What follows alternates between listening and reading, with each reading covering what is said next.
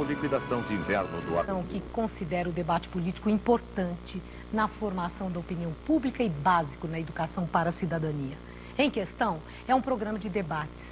Em questão, será um fórum de discussão dos principais assuntos que compõem a agenda do Brasil.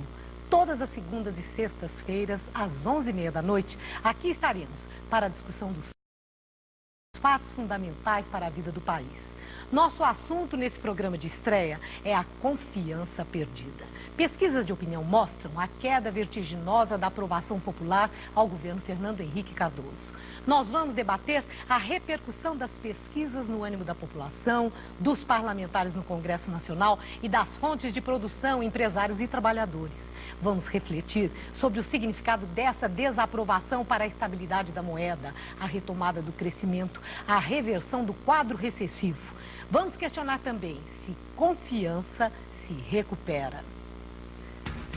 Para esse debate, nós contamos com a presença de Ciro Gomes, que foi governador do Ceará e ministro da Fazenda do governo Itamar Franco. Ciro Gomes, crítico de expressão à política do governo de Fernando Henrique Cardoso. Contamos também com a participação de José Aníbal, deputado federal do PSDB e secretário da Ciência, Tecnologia e Desenvolvimento Econômico do Estado de São Paulo, ex-líder do PSDB na Câmara Federal. E também Carlos Novaes, cientista político, especialista em questões eleitorais e partidárias. Eu cumprimento a todos e agradeço muito pela presença. E vamos ao debate. A nossa equipe de reportagem foi às ruas para repercutir as pesquisas de opinião. Olha, eu me sinto traído.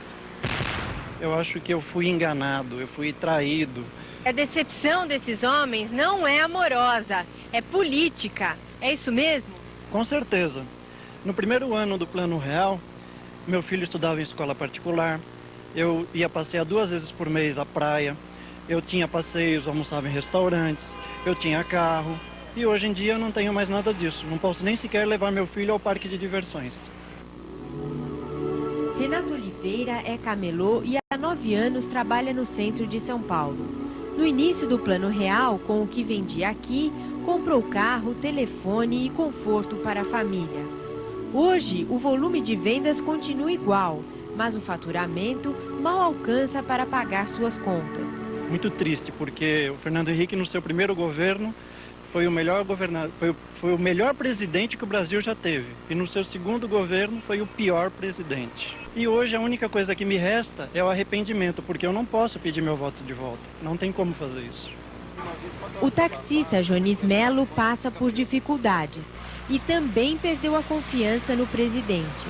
Hoje eu trabalho 16 horas, às vezes até mais, já cheguei a trabalhar até 24 horas, né? E não estou tendo retorno. Quer dizer, eu estou deixando de conviver com minha família, né? Por causa dessa crise, esses problemas que está vendo, acarreta mais problemas e problemas. A gente estava sentindo bem, mas de repente, aquela decepção e desabou tudo. Pelo menos da minha parte, jamais vai ser recuperada a confiança.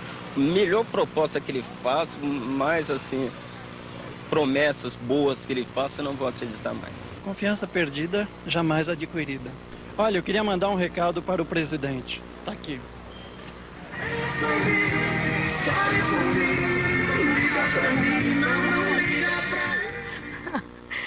Por um lado, depoimento pungente, realmente triste. As pessoas falando da confiança perdida e também uma certa desesperança. Secretário José Aníbal, como é que o senhor se sente com depoimentos como esse, que não refletem a realidade de 2 pessoas, mas a realidade de muita gente? O senhor é do PSDB, o partido do presidente Fernando Henrique Cardoso. O que o senhor sente quando o senhor ouve de pessoas depoimentos assim?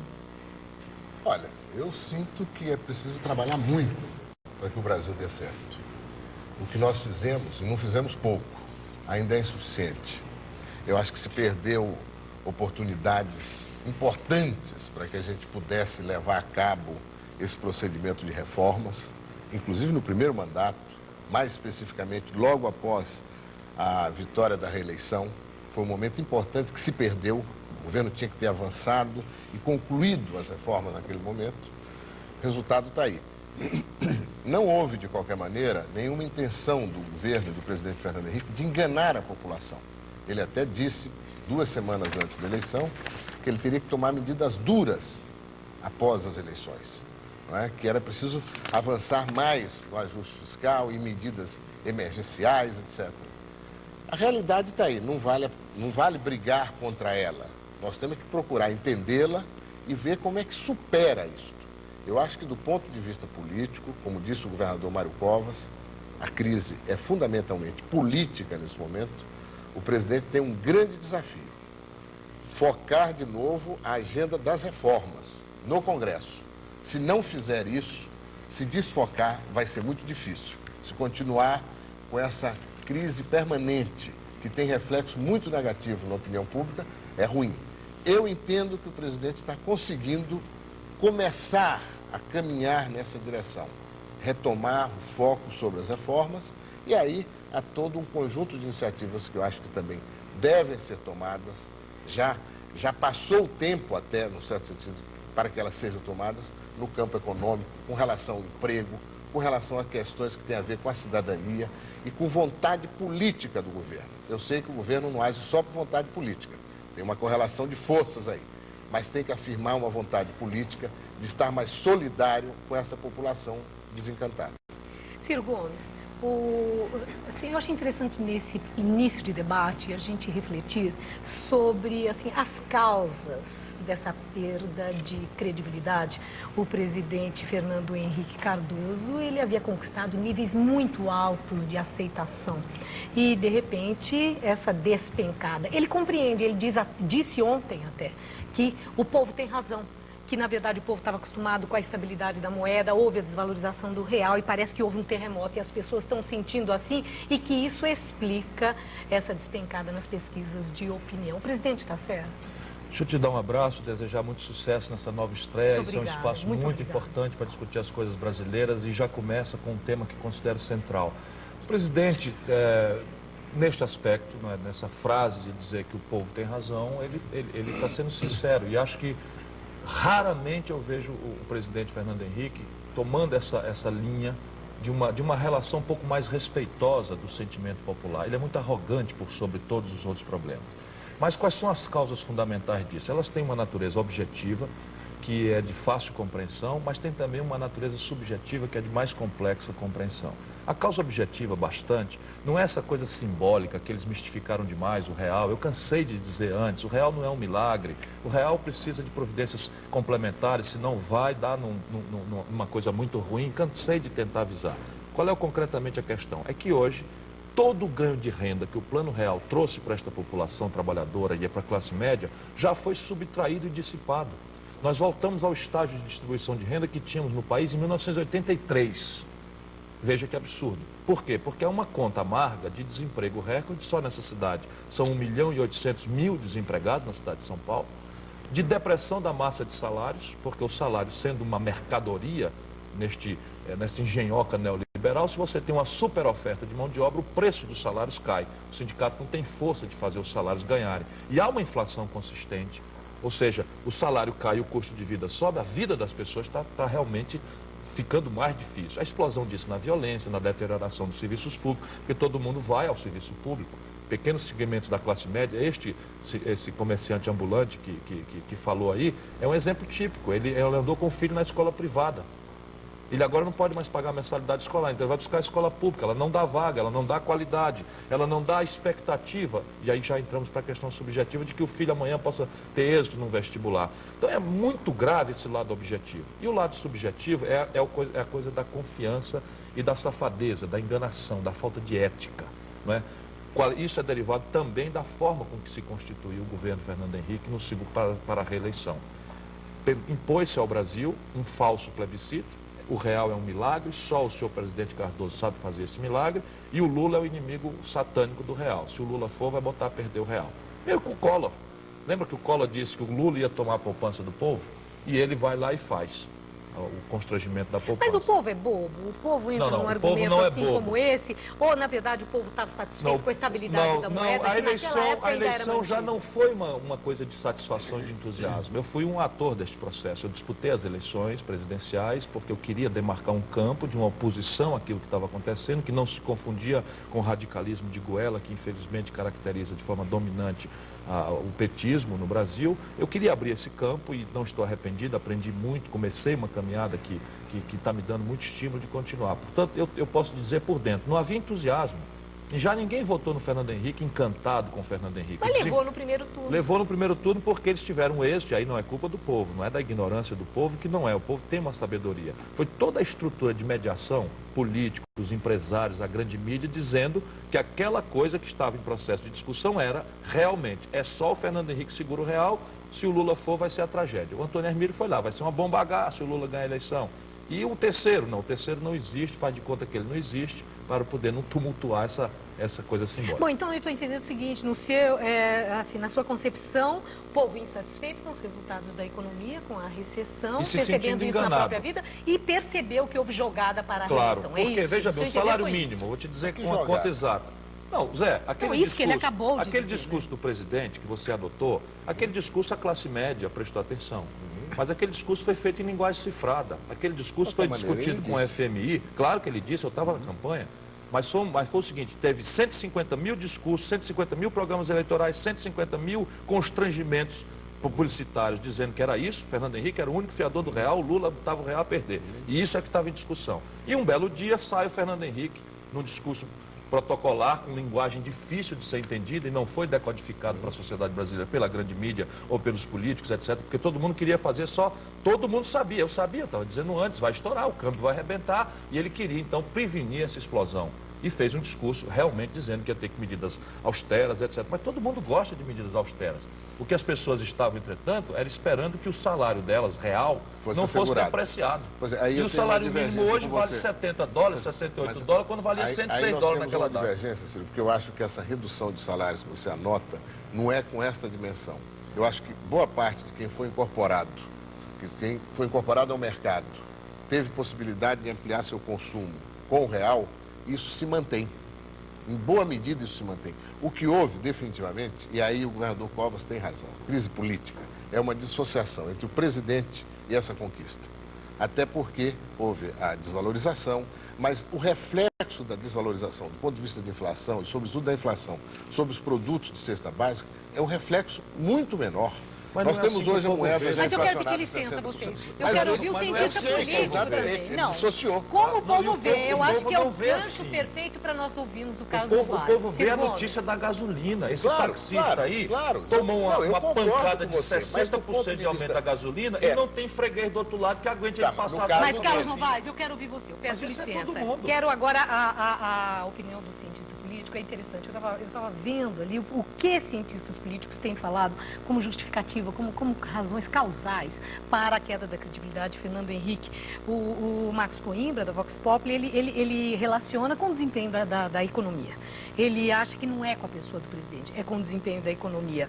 O Orion Olsen, ele acha que se por um lado a economia vai mal, não tem conversa. A imagem daquele que dirige a política econômica vai mal e existe essa associação sim. Já o Antônio Lavareda, da MCI, que trabalha para o presidente Fernando Henrique Cardoso, ele acha o seguinte, que era absolutamente previsível essa queda de popularidade depois de uma campanha eleitoral, porque existe um descompasso de expectativa de campanha eleitoral e a realidade, e aquela desvalorização do real. Então ele entende que isso que aconteceu era uma coisa de certa forma previsível, a retórica de campanha e a racionalidade necessária para a ação do governo. Quer dizer, né? O próprio Antônio Lavareda acha isso. Vamos traduzir. Né? A retórica de campanha é o discurso. Mas a retórica de campanha não é exclusividade do presidente que levou a eleição, de todos os candidatos que estavam lá. O Tasso Gereissati, governador do Ceará, para quem o Lavareda trabalha também, teve uma retórica de campanha, é o governador mais popular do país depois da reeleição. Explique-se. Bom, Carlos Novaes. Olha, primeiro, boa noite, parabéns por essa abertura desse espaço. Fecha-se uma porta, abre-se outra, né? Espero que tenha vida longa o programa e tal. É uma alegria estar aqui. Olha, o José Aníbal, deputado, salienta que há uma crise política em curso, né? E uma crise política sempre é possível resolver conversando, consertando. O ex-ministro Ciro Gomes nos fala de uma dimensão objetiva, que é a economia, e uma dimensão mais subjetiva, que seria a dimensão de uma certa decepção do eleitorado com o presidente em função de promessas de campanha. Olha, eu diria o seguinte: a formação, tudo isso é verdade, e se trata de tentar ver o que tem mais peso nessa história. Eu diria que o eleitor, ele forma a sua opinião basicamente a partir de duas vertentes: uma dimensão moral e uma dimensão racional, instrumental da relação custo-benefício. Fernando Henrique, no primeiro mandato, ganha a primeira eleição, campeão nas duas pontas. Na dimensão instrumental, pelo êxito do real, pelo fato de ter recuperado, como todos aqui reconhecem, o poder aquisitivo de uma parte sensível da população, né? Ter diminuído a escabrosa distribuição de renda, ainda que muito pouco, da população brasileira, mas ela era de tal dimensão que, por pouco que tenha sido, desafogou uma parcela importante dos mais pobres no Brasil. E, do lado moral, em função de que a vida dele era uma vida, aos olhos do público em geral, né? É uma vida limpa, uma vida eticamente irreprochável, né? Um professor de reputação e um político articulador com uma dimensão democrática importante. Depois podemos falar de pesquisa, inclusive, sobre isso. Muito bem. Então, o primeiro mandato, ele é selado. O primeiro mandato é selado com essa estrutura. A questão moral dele foi arranhada também. A passagem... Claro que a gente pode... Mas, por favor, vamos ouvir Carlos Nazário. A passagem para o segundo mandato é uma passagem que já sofre ataques nas duas dimensões. A dimensão instrumental, em função do processo de desemprego, a crise econômica, né, que já estava presente, estava em marcha ao longo de toda a campanha. E a campanha do presidente foi hábil e honesta ao mesmo tempo, no sentido de vacinar a população para aquele problema. E, por outro lado, na dimensão moral, as denúncias sobre o processo de privatizações arranhavam, ainda que não atingissem o presidente, arranhavam a imagem moral do governo e, portanto, em certa medida, também a formação da preferência do eleitor nessa dimensão moral. Muito bem. Vem a eleição e aí não há dúvida de que o presidente leva no primeiro turno, mas havia um sentimento de mudança que foi represado porque o eleitorado se convenceu de que não havia alternativa. Eu não vou dizer que o eleitorado estivesse certo ou errado a respeito disso, que isso fosse certo ou errado. Não cabe a mim julgar isto.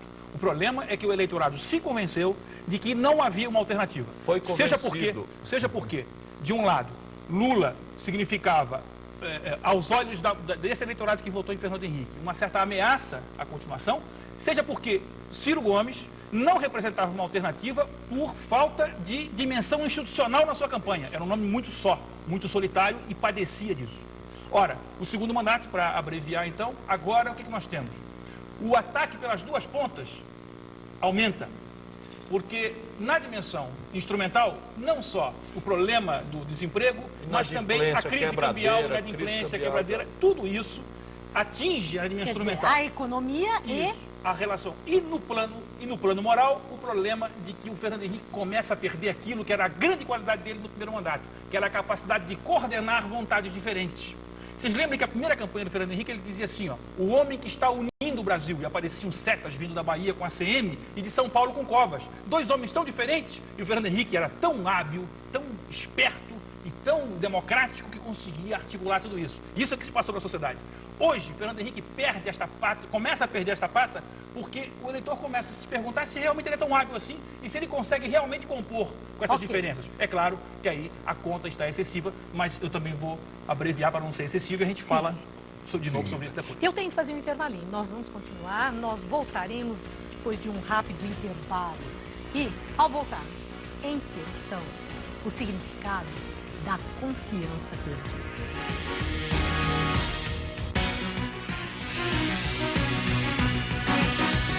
Nessa noite de estreia, em questão, a confiança perdida. Qual o significado da queda da popularidade do governo Fernando Henrique Cardoso para o país? André Matarazzo, secretário de Comunicação de Governo, criticou duramente a divulgação das pesquisas de opinião. Ele disse Não sou nenhuma poliana, sei que as coisas estão mal, mas a divulgação dessas pesquisas cria um clima muito além do que é a realidade. A nossa reportagem foi ouvir o que dizem Fiesp e CUT. O nosso objetivo não é a crítica pusilânime, não é romper, quebrar estruturas, não é absolutamente isso, mas é justamente indicar passo a passo, né, mês após mês, né, para onde estão indo as percepções, né, de agentes econômicos, que são os industriais, extremamente relevantes, né, no processo de condução de política nesse país. Primeiro que empresário, não é à toa que são empresários. Eles trabalham com pesquisas. Mas aqui na minha reflexão, evidentemente que eu não sei bem qual é a intenção da publicação, mas há uma insatisfação generalizada, segmentos empresariais também estão insatisfeitos. O presidente da República, no primeiro mandato, ouvia grupos que lhe assessoravam e que, sabe, lhe falavam coisas boas, mas nunca ouvia pessoas que lhe faziam críticas. Hoje ele ouve a si próprio, um governo novo, mas parece mais velho do que todo mundo. E, portanto, a impressão que eu tenho é que essa pesquisa é para que ele ouça a voz do povo. O Instituto de Pesquisas de São Paulo, Toledo e Associados fez uma pesquisa exclusiva para a estreia do Em Questão. Toledo Associados foi às ruas para saber sobre a credibilidade da pessoa do presidente Fernando Henrique Cardoso. Foi dito, perguntado aos entrevistados que, independentemente da avaliação que ele faz do governo, se existe por parte dele confiança no presidente Fernando Henrique Cardoso. Confiança total e média no presidente, 36%. Nenhuma ou pouca confiança, 63%. E 1% não respondeu. Existe uma banalização de pesquisas que medem a mesma coisa, ou seja, todo mês medindo a mesma coisa, sem que haja fatos novos, isso não é relevante e não é bom. O segundo é que existe uma certa promiscuidade nesse assunto. Confederação Nacional da Indústria, CNI, Confederação Nacional do Transporte, que recebem verbas do governo, portanto da população, aplicando verbas em pesquisas para medir popularidade do presidente da República. Eu acho que isso é necessário, não feito por eles. Ou pelo menos eles não deviam divulgar isso, porque não é função deles. Não estou criticando os institutos, estou criticando a CNI e a CNT, principalmente CNT, que também tem uma coisa incrível. O presidente da CNT, ex-candidato a vice-governador de Minas, é dono de agência de propaganda, 2 agências em Minas, que tem as verbas do governo. Qual que é o verdadeiro objetivo da CNT e da CNI de fazer esse tipo de pesquisa? Tudo isso provoca uma reação negativa. Nós passamos a ter uma população com um baixíssimo grau de autoestima, que acha que nós estamos indo muito mal, muito mal, muito mal. Isso inibe investimentos, isso inibe iniciativas, certo? Provoca um grau de desconfiança e desespero na população que não tem sentido. Nós precisamos, de uma forma ou de outra, controlar isso. Carlos Novaes, é interessante, o que fala o Toledo, da Toledo Associados, é muito semelhante ao que disse o André Matarazzo. Ele criticou na semana passada duramente esse empenho de empresários, e aí estava a Fiesp, não é só a CNI ou a Confederação Nacional dos Transportes, por ficarem encomendando pesquisas e divulgando, e pesquisas com uma certa frequência, que trazem um diferencial muito pequeno, na margem de erro, mas que acaba estimulando um ânimo negativo da população, porque afinal de contas essas pesquisas, elas não acrescentam dados novos e fatos novos, que há uma insistência nisso. Então eu quero começar por aí. É para a gente ficar desconfiado? Existe alguma coisa por trás dessas pesquisas, estratégias para pressionar ou impressionar Fernando Henrique Cardoso? O empresariado tem uma outra intenção? Essa leitura precisa ser feita? Olha, eu diria o seguinte, o que há por trás das pesquisas é muito claro, é a realidade. Essas pesquisas vêm sendo feitas há muitos anos. É uma tradição, a do Ibope com a CNI faz anos que eles fazem isso. De modo que é surpreendente até que haja uma opinião tão articulada entre o governo e o Toledo, que tem um estudo de pesquisas a respeito disso. Olha, eu diria o seguinte, nós estamos numa democracia, se trata de medir tanto quanto possível a realidade. E se ela é desfavorável ao governo, não vai até porque... que o governo atue no sentido de mudar, e é o que ele está procurando fazer. Até e por outro lado, se você me permite, não, só um instante. Quando as pesquisas estavam a vento a favor, esmagaram a crítica, desqualificaram os opositores. Ninguém queria nem... Não tinha direito de falar. Sai daí, seu impertinente, e o campeão das pesquisas, maníaco, neobobo, o campeão das pesquisas é o governo. Isso é importante. Eu não quero fazer aqui, não quero fazer essa minha intervenção, nem algo contra ninguém, mas eu quero fazer a favor da democracia e da liberdade de opinião. O que as pesquisas refletem é a opinião das pessoas. Usam isso para chantagear o governo, lá faz isso é pesquisas permanentemente. O governo faz pesquisas mensais, quinzenais. Ou seja, o governo monitora a sociedade para fazer a interlocução com ela. É todo o direito da sociedade ter de volta o monitoramento das opiniões que ela própria tem sobre a realidade, para que ela forme a sua preferência, inclusive sabendo da preferência dos demais. De modo que é absolutamente impertinente e improcedente qualquer reclamação no que se refere à divulgação e realização de pesquisas. Secretário Zé Aníbal, eu posso... Não tem que brigar com pesquisa. Eu queria retomar o que você colocou. Pode recuperar a confiança no presidente? Mas nós temos um debate para isso. Nós temos um bloco. Não, mas foi a questão que você colocou no início. Não, agora não. O significado desses resultados, o impacto para a vida do país. Eu quero sim saber se confiança se recupera daqui a pouco. Eu acho que merece, mas antes eu entendo que a gente deve prosseguir exatamente nessa insistência nas pesquisas, até porque Ciro Gomes acabou de falar uma coisa, secretário José Aníbal, ele acabou de dizer que empresário usa isso para chantagear o governo, é verdade. Sociedade, agora que há empresário usando abusivamente pesquisa para enfraquecer e chantagear o governo, mas por que finalidade? Por que finalidade? Enfraquecer o governo, não vou concordar com a primeira parte que o Ciro disse. O Carlos Novaes, ele disse bem, olha, a pesquisa está aí. É a realidade. É a realidade. Não é? Pelo menos ela deve procurar ser. Claro. Não é? Então o governo divulgou, as pesquisas eram boas, foram divulgadas, etc. E elas continuam sendo divulgadas. Pesquisas que eram muito divulgadas, essa da CNTI é divulgada há 4, 5 anos. CNT e CNI. CNI, etc. De modo que eu não compartilho dessa opinião, não. Eu acho que a pesquisa tem que ser divulgada mesmo. Até porque ela retrata, é momento. Nós vimos isso do ponto de vista da eleição. Quantas vezes já conversamos sobre isso? Mas isso que o André Matarazzo falou, mas não apresenta mudança, fica insistindo para quê? O processo real de eleição e de decisão da população se sobrepôs às pesquisas. Mas essa pergunta que eu fiz, secretário Zé Aníbal, se as pesquisas apresentam uma margem de desaprovação, de diferença de 1%, 2% a cada uma delas, quer dizer, ou seja, está na margem de erro, que significado que isso tem, o que o país lucra, ganha, que vantagem existe em ficar divulgando essas pesquisas, e a mídia também está sendo muito criticada. A sociedade vive muito disso hoje. Outro dia, eu acho que há que é atingir o presidente porque ele está realmente enfraquecido. Mas claro, isso aí é aproveitar a um mecanismo perverso e natural. Quando você tem alguém que está numa situação difícil, o uso da pesquisa. As intenções em torno do resultado de pesquisa estão sempre aí. O problema é que quando aparece alguém disposto a legislar sobre intenções, não, isso não pode. Aí nós estamos em perigo. Aí não pode. Aí nós estamos em perigo. As intenções estão aí. Claro. Eu acredito que quem tem que devassar essas más intenções é a discussão, é o debate. Não tem nada que meter regra. As intenções não estão nos números. As intenções estão em quem lê os números. Os números são bons. Agora, eu só quero salientar o seguinte. Outro dia estava me dizendo, não, tinha que proibir pesquisa 48 horas antes da eleição. Eu falei, a internet acabou com isso. Para com essa bobagem. Claro. Bom, quer dizer que aqui eu estou observando um consenso.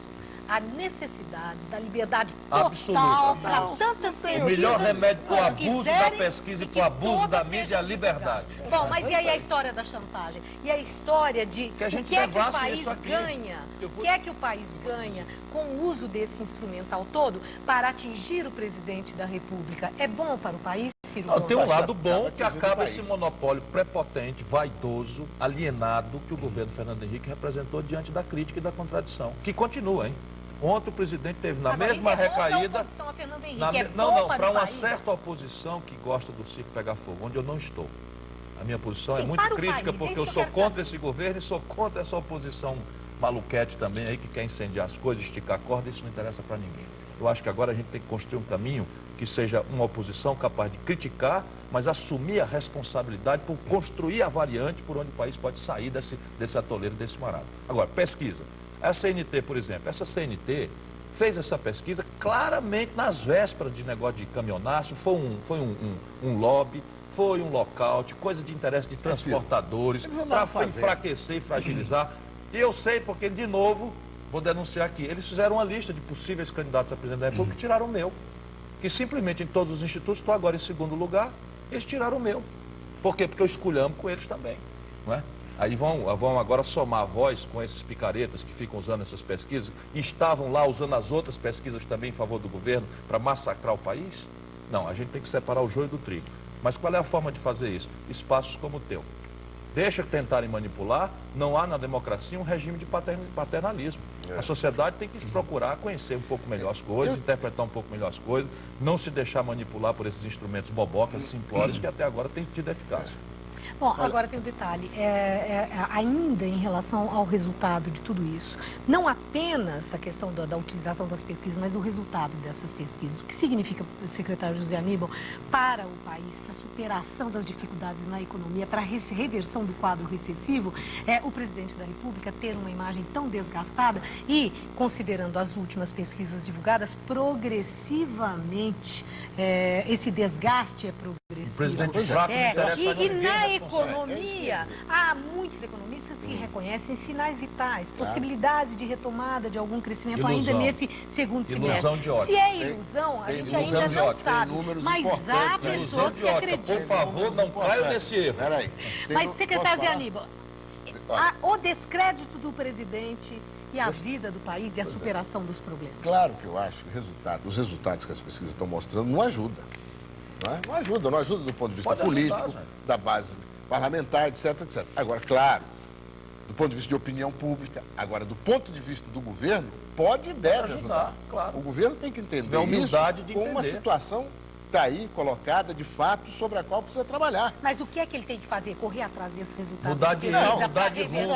Ou ele tem que ter uma coerência com aquilo que acredita e pensa? Exatamente, coerência com o que acredita e pensa, mas mudar agora, de rumo. Claro que recolhendo aquilo que a sociedade está passando. O país não pode continuar com uma agenda só de reforma. Tem que ter uma agenda de reforma e de desenvolvimento. O país não pode continuar na expectativa de que, se fizer o ajuste, se completar o ajuste, nós vamos estimular desenvolvimento. Não tem gerência, espaço gerencial abandonado. Existe aí uma situação objetiva do ponto de vista de empresa, sobre a qual deve haver uma gerência forte. Eu vejo hoje a intenção do ministro Clóvis Carvalho, a intenção do novo presidente do BNDES, Banco do Brasil, crédito à pequena e média empresa, tem que operar isso. 80% das microempresas estão inadimplentes. Eu sei disso. Segundo dados do CIF, portanto, impedido de tomar crédito. Aqui em São Paulo, nós estamos criando fundo de aval para dar crédito de fomento à pequena e média empresa. Nós queremos criar condições para exportar. Precisa de crédito também para exportar, precisa ter gerência, eu concordo. Falta muita gerência, muita administração no âmbito do governo federal. Eu acho que o conjunto de críticas, essa situação difícil que se está atravessando, acaba dificultando. Mas eu tenho expectativa, com essa mudança de ministério, há uma melhor harmonia dentro do governo. E a minha expectativa é que se recupere o foco das reformas, mas sem abandonar essa urgência com relação à gerência, com relação a crédito para pequena e média empresa, exportação. Que reforma é essa que vocês falam? Que reforma é essa? Porque não existe reforma em curso no país. Mas, claro, qual é a reforma que nós estamos falando? Nós estamos falando daquelas que estão pautadas no Congresso. Quais são? Previdenciária, concluir qual é a essa reforma que está proposta no Congresso da Previdência? Está proposta uma reforma que extingue benefícios. Que isso resolve um déficit de 27 bilhões de um regime de repartição errado? Mas isso... um novo sistema previdenciário... Mas ou faz isso ou não tem reforma, é mentira. Não é... Nós temos que fazer a reforma parcial. Nós temos que, nesse momento, já foi feita, já saiu essa manchete no jornal. Passa a reforma da Previdência. Não. Tem uma sangria desatada no setor público. Tem 20 bilhões. 27 bi, rapaz. Não, no setor público federal, 20. Então, aí, se você conseguir instituir, de fato, essa contribuição de inativo, você reduz isso pelo menos 30%. Não reduz, não. São bilhões e pouco. Olha, de vista da não vamos entrar na reforma, não. Quero pedir licença a vocês. Um cuidado muito grande para não desfocar. Esta é uma questão. Outra, a lei da responsabilidade fiscal. A reforma tributária, sobre a qual o governo tem que pôr foco. O governo não tem proposta de reforma tributária e não vai correr risco de fazer a reforma tributária. Tem que pôr foco na reforma tributária. O que eu tenho ouvido agora é que definitivamente o secretário da Receita Federal vai se tornar um parceiro nesse processo. Eu acho que se não puser, está errado. Tem que fazer. Eu tenho que fazer um pequeno intervalo. Eu fiquei devendo a palavra, Carlos Novaes, Mas, assim que nós voltarmos, tenha certeza, abriremos o bloco com a sua participação, esse pequeno intervalo, daqui a pouquinho nós estaremos de volta. E, em questão, a recuperação da credibilidade do presidente Fernando Henrique Cardoso.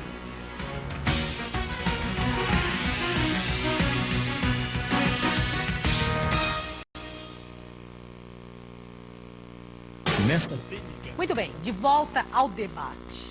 Em questão, a reconquista da credibilidade de Fernando Henrique Cardoso. Confiança se recupera? Fernando Henrique? Ixi. Confiança se recupera? Claro que recupera. E recupera quando as pessoas querem que recupere. É que nem casamento. De vez em quando dá um galho, enfim, as coisas acontecem, né? E quando os dois querem, não tem esse negócio de confiança é um vidro de cristal, depois se rompe e nunca mais cola. Isso só para pessoas que são radicais no seu julgamento, que não têm flexibilidade, que não querem o reencaixe da relação, não é isso? É a mesma coisa que acontece com a propaganda do governo. A credibilidade não é resultado da propaganda, isso é uma besteira enorme. Se você não tiver fatos que recriem a confiança. Então, voltando àquela imagem do copo que se quebra, ele precisa jogar os restos daquele copo quebrado e formatar um novo copo.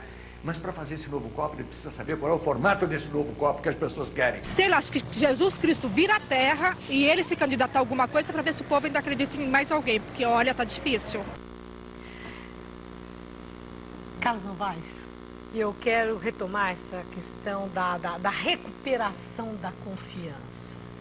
O que é que as pesquisas mostram, né? O que é que o cientista político vê? Realmente é assim como o publicitário Enio Mainardi falou? Ou como aquela senhora, né, uma pessoa do povo, diz que não quer ver de jeito nenhum? Olha, eu diria o seguinte, eu diria que a confiança, em qualquer circunstância, ela é recuperável, é sempre por definição recuperável, ainda que não pelas razões de ordem privada como um casamento. Quer dizer, aqui os atores são coletivos e a formação da preferência é coletiva e é muito complexa. Né? E como eu dizia, tem um lado instrumental muito forte, racional. Né? No casamento há pouco isso, né? Há muita briga emocional. Né? Eu diria o seguinte, os números, não adianta brigar contra eles e nisso o Zé Aníbal está coberto de razão. Mas principalmente porque não se deve levar em conta só alguns números, mas vários números. Uma pesquisa, quando bem feita, ela interroga a preferência e a opinião do eleitor, do cidadão, de várias formas. Então, por exemplo, eu tenho aqui uma pesquisa da Brasmarket que eu acabei de receber hoje, que diz assim, aprova o governo 13, o Fernando Henrique, regular 31, reprova 56. Está dentro do que nós temos visto aí, não é? Muito bem, só que numa outra pergunta, se pergunta sobre o estilo do presidente Fernando Henrique de governar. Então vejam só, é um líder forte que detém poder e sabe usar a sua autoridade, 5%. É um líder democrático que usa sua autoridade quando o diálogo está esgotado, 22%. Tem autoridade, mas tem que fazer concessões e dividir o poder com os partidos que o apoiam, negociar, 25%. E depois há duas rubricas negativas que somam 30%. Então vejam, as negativas somam 30%. As positivas, que há alguma expectativa com relação ao estilo do presidente, somam outros 52%, 53%. Então vejam bem, como é que compatibilizar esses dados? 53 aqui de positivo, aqui 56 de negativo. Por quê? Porque ainda tem muito jogo na opinião pública. A opinião pública está insatisfeita, mas a ideia de interpretar esses dados como catastróficos para o governo, gostemos ou não, goste o Ciro Gomes ou não, goste o Zé Aníbal ou não, goste o Lula ou não, o fato é que não há uma catástrofe iminente. A população tem um lastro de expectativa ainda em relação ao governo. E eu recuperaria a primeira imagem que nós vimos aqui hoje, que o sujeito botou a música lá. Ele desancou o Fernando Henrique, depois botou uma música dizendo assim, pense em mim, liga pra mim. É um apelo ainda. Claro. Ela é a síntese. Essa é a percepção. Ela é a síntese do que nós estamos vivendo no Brasil hoje. Há um descontentamento real com o governo, há um descontentamento basicamente instrumental, com dimensões morais e afetivas graves. Percebe que falta muito tempo, tem medo do que significa esse tempo, mas tem alguma esperança no fundo. Ao levantar isso, eu vou encerrar com isso, ao levantar isso, o Ciro antecipa algo que eu ia tratar, que é o seguinte.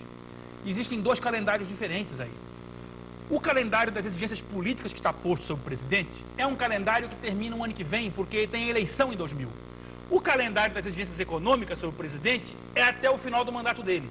Esse descompasso de calendário faz com que o presidente tenha que negociar permanentemente, em regime presidencialismo, com o Congresso pluripartidário. O presidente tem que negociar permanentemente com o Congresso. E aí, então, nós entramos, ele precisa ter uma agenda de reformas e de mudanças que permitam duas coisas: articular ou rearticular a base no Congresso, que não é fácil, porque é uma base que está se distanciando do governo em função precisamente do desgaste em que ele está. Ninguém quer ficar do lado do presidente em ano eleitoral se ele estiver mal.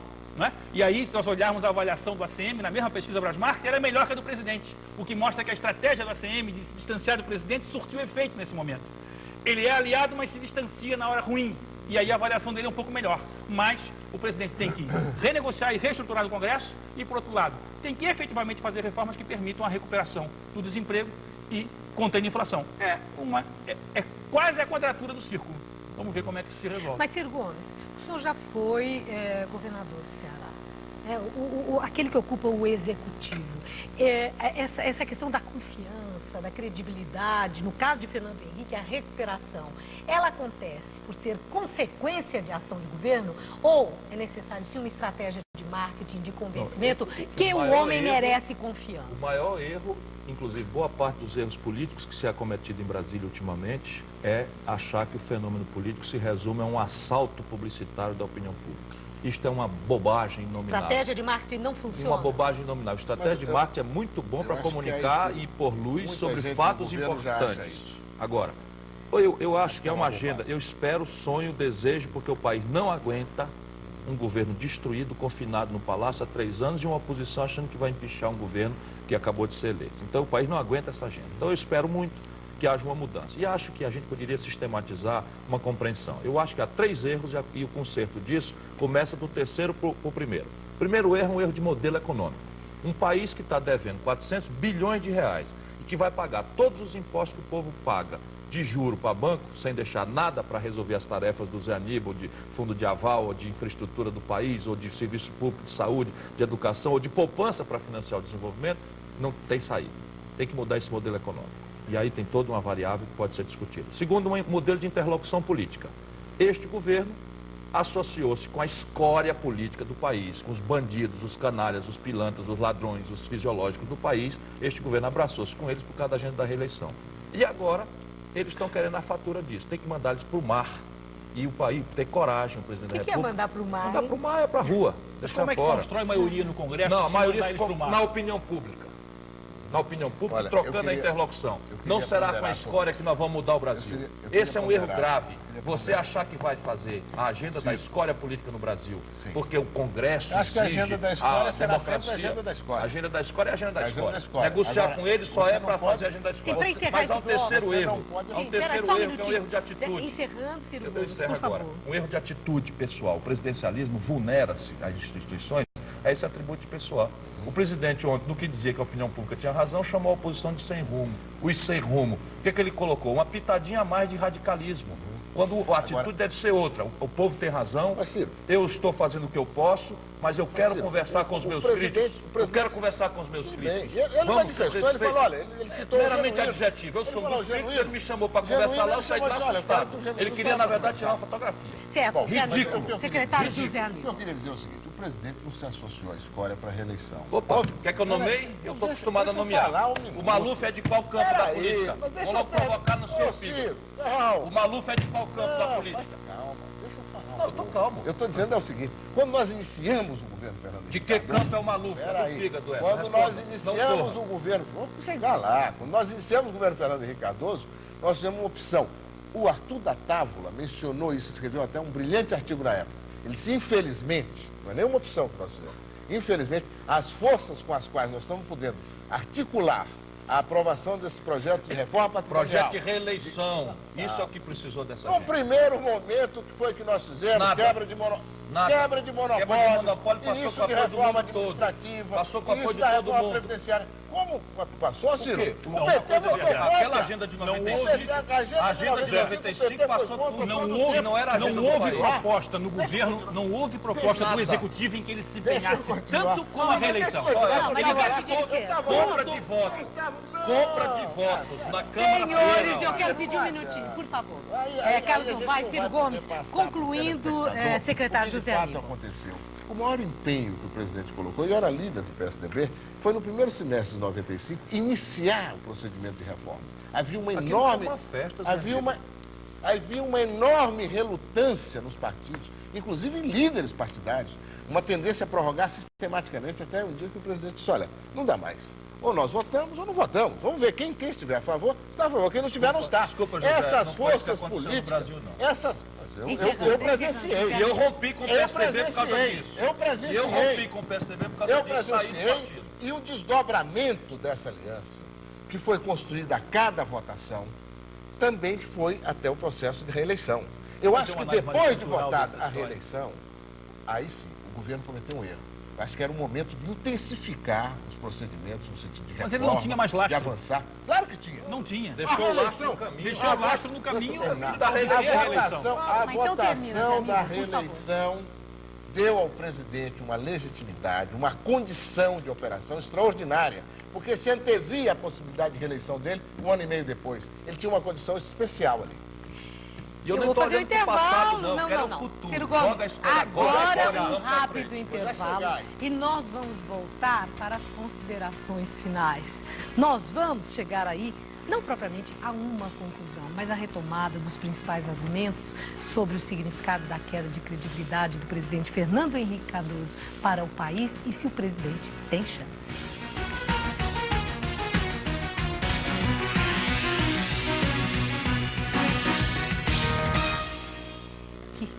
Em questão, sobre o impacto das pesquisas de opinião no humor da população, os riscos da perda de credibilidade do presidente da República para o futuro do país. E agora, nessas considerações finais do nosso debate, vamos saber qual é a expectativa da nossa bancada sobre as possibilidades de recuperação dessa confiança perdida. Fernando Henrique Cardoso tem chance? Ciro Gomes. Eu espero que ele mude a política econômica, que ele mude a sua companhia política, que ele mude a atitude para se revelar um pouco mais sensível para o sofrimento do povo brasileiro, que é muito grande. E sim, eu tenho esperança e peço que Deus ajude que ele se recupere. O país não aguenta 3 anos e meio de um presidente fraco e é uma oposição em que só pensa em esticar a corda, quebrar e enganar a sociedade que ele vai ser impedido, está cometendo também uma irresponsabilidade. O nosso país não aguenta isso. Sim, mas ele tem chance? Tem chance, está tudo na mão dele, ele tem tempo. Ele ainda não perdeu toda a autoridade moral dele, pessoalmente. 3 anos e meio de mandato pela frente. Ele tem um país que tem energias que podem ser despertadas, ou mobilizadas, unidas, organizadas. Agora, ele precisa acreditar nisso, parar de ter medo das pressões internacionais, parar de ter medo dos chantagistas da política, que ele deu grande prestígio, e confiar na sua gente. Isso é a chance última que ele tem. Carlos Novaes, o presidente tem chance? Não, eu acho que isso é inegável, quer dizer, principalmente porque tem muito tempo pela frente ainda, né? O grande problema é saber se as chances que ele ainda tem, as reservas que ele ainda tem na opinião pública, né, podem ser compatibilizadas precisamente com os interesses tão díspares que existem na base de sustentação desse governo. Quando eu perguntei antes ao ex-ministro Ciro Gomes como é que faz maioria no parlamento, é porque não adianta, a menos que se imagine num processo de ruptura institucional, não adianta o presidente... Não, por favor, se jogar... eu não posso deixar assim uma parte, se você me permite. Não. Isso no Brasil é crítico. Há outra forma, fora da ruptura e fora da adesão à fisiologia. É organizar o consenso na base popular e impor esse consenso às estruturas de Brasília. Isso já aconteceu várias vezes. Okay. Não, eu não estou defendendo o fisiologismo aqui. O que eu estou mostrando são as dificuldades que existem para se fazer política concatenada. Sociologia, difícil. Claro, exatamente. Política concatenada entre o executivo e o legislativo no Congresso. Agora, que há possibilidades, isso é inegável, e mesmo o petista mais cabeça dura há que considerar que essas possibilidades existem, que faz parte da luta política considerá-las. Secretário José Aníbal, qual é a sua expectativa? Fernando Henrique Cardoso tem chance? Claro, Não só tem chance, como tem parceria suficiente para isso, tem um partido que está trabalhando para isso. Enfim, tem reservas de toda a natureza para criar uma situação de recuperação efetiva, real. Eu queria, Marília, destacar um ponto que ficou muito claro nesse debate. Embora tenha se dito que alguma coisa respingou no presidente com esse negócio de privatização, etc., etc., o presidente tem autoridade moral, o presidente tem credibilidade em função daquilo que fez, dos avanços que proporcionou ao país. E por último, eu quero dizer que é muito importante estar de novo aqui com você, eu deixei isso para o fim, que eu tenho certeza que o telespectador vai julgar muito positivamente o fato de que você está iniciando um novo programa, que é um espaço tão fundamental para esse tipo de debate. Muito obrigada, secretário. E nós temos certeza que esse assunto não está esgotado. A importância da avaliação desses números, a queda na popularidade do presidente Fernando Henrique Cardoso, o significado desses dados para a vida do país, as chances do presidente da República, tudo isso continua em questão. Uma boa noite a todos, até sexta-feira, às 11h30 da noite. Outro debate, porque em questão é debate. Até lá.